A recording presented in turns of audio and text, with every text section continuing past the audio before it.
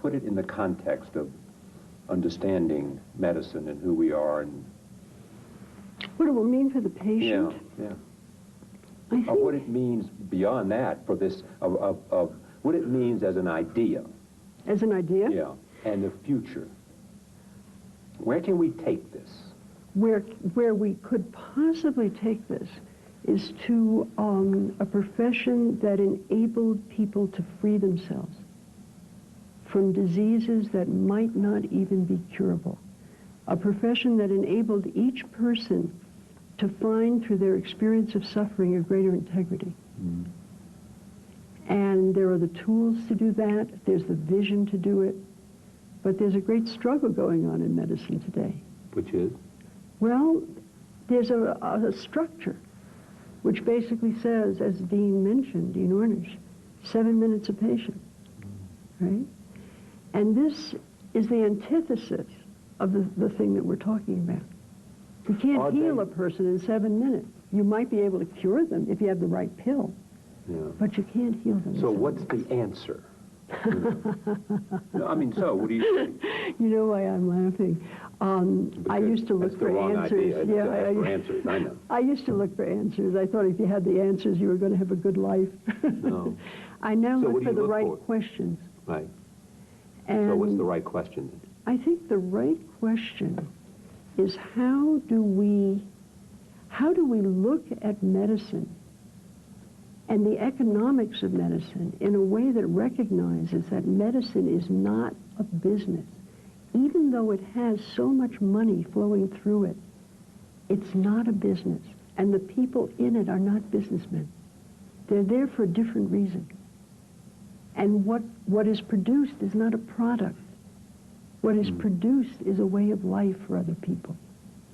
And I think what has happened right now is that many physicians experience that they are being asked to practice medicine at a level below their excellence, that they know how to practice a much better medicine than the medicine that they are able to practice within the system. And when something like that happens, if you're any good at what you do, it would be like saying to you, you don't need all these cameras.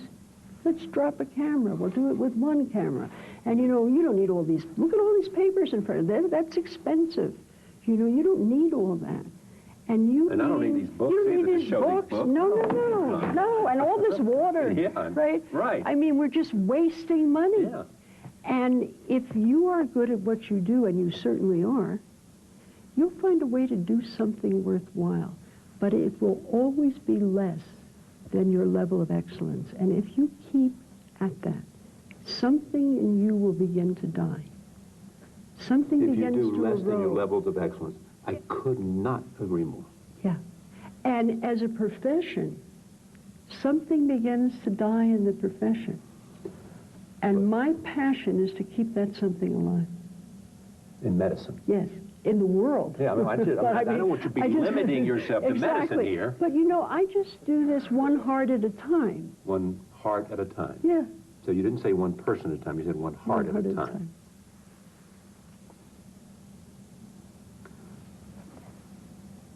Most people, this is a fascinating question. Most people, I don't believe, maximize their potential, live up to their level of excellence. I think most people understand that. Includes me. I'm not sure about you. You may be there. But we don't. And what is it that gets in the way? I think there's a lot of things that get in the way. One is people don't recognize their real power, their real gifts. Right. Many people go through their whole lives and have no sense of what their gifts are. And people accept conditions which make it impossible for them to do what they're capable of doing. People compromise a great deal, and they may not recognize what they're giving away until they've given it away. I think we do a lot of compromise. I think we're so busy, we are so busy that we never actually are present in our own lives. We don't see, we don't connect, right. And it's all here in front of us. We're starving in the midst of plenty, a lot of us. It's like I have said before, many people, or a friend of mine once said to me, if you could take people to the end of their days, and the sense of what they feel, you know, so that they could see ahead to that moment, and then shape their life. Exactly. So it's not to shape their life accordingly. Well, you know, the view from the edge of life is a whole lot clearer than the view most of us have every day. I mean, that's why I wrote this book, Kitchen Table Wisdom, the first book. The view from the edge of life has changed me. Accompanying people with cancer as they struggle for their lives has changed me, has showed me what really matters, what's important. And it's not what most people think matters. What is it? Well, for example, in all these years, 28 years of listening to people tell me their stories, people with cancer, no one has ever said to me, if I die of this illness, I will miss my Mercedes. Not one. And I practice in Marin County. Where they like Mercedes. There are more Mercedes than people. Yeah. We even have Mercedes SUVs. So what do they say? Well, I think most people many people, not all, but many people with cancer have discovered that the Mercedes may be the booby prize in life. It may be the booby prize in life. And that's something that most of us Americans do not know. What seems to matter to people, and each in their own way, what matters is relationship. What matters is who you've touched on your way through life, and who has touched you and how deeply, and what you're going to be leaving behind you in the hearts and lives of other people. And my grandfather, who was an Orthodox rabbi and a student of Kabbalah, had another language for this. This is our boy here. He had another way of saying it. He was, of course, a mystic. Yeah. You know, and what he said was, what matters is to become a blessing and to receive life's blessings from other people. That we each have the capacity to bless the life around us. I got to bring you back to this, because you don't even need to. You can consider me there. What does this have to do with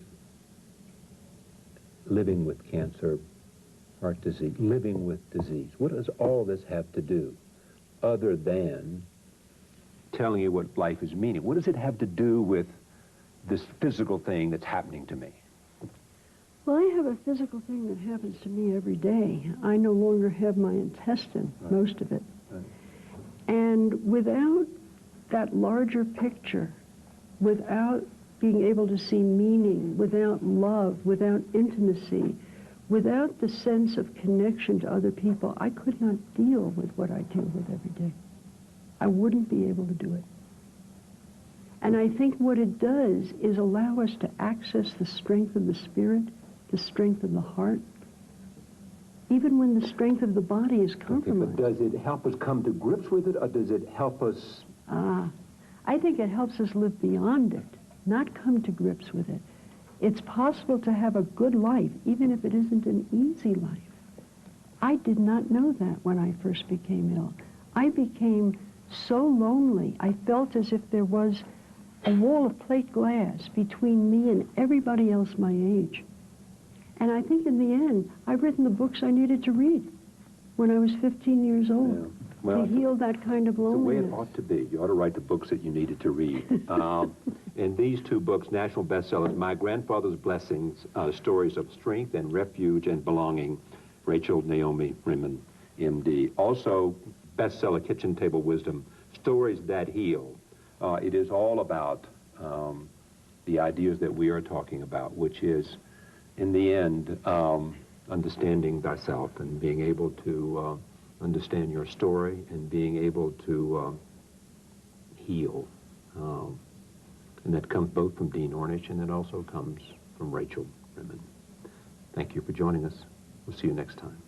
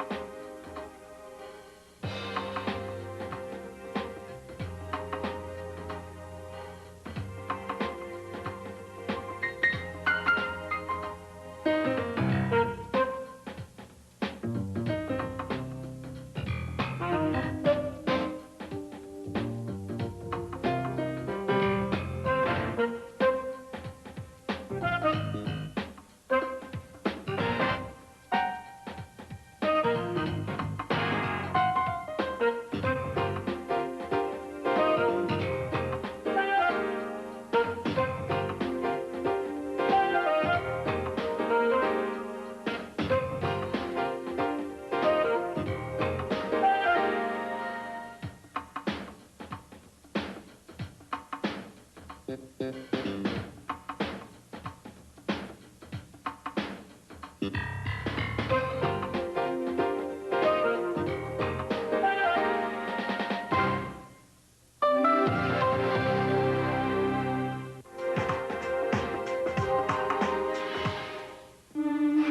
of 10 students on the web say they're getting better grades. Are you ready? Virtually all internet traffic travels across the systems of one company, Cisco Systems, empowering the internet generation.